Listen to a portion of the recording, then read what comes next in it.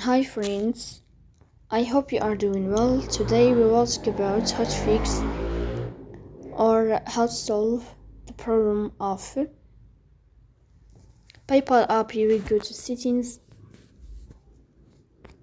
Here we click on apps, default apps, app settings.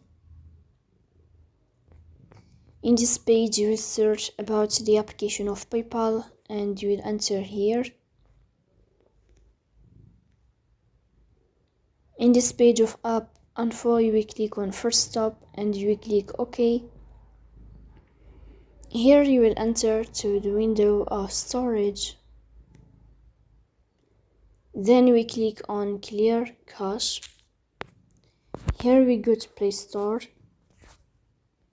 You will search about the application of PayPal. Here you will uninstall your app and you will install it again, so please don't forget to support us.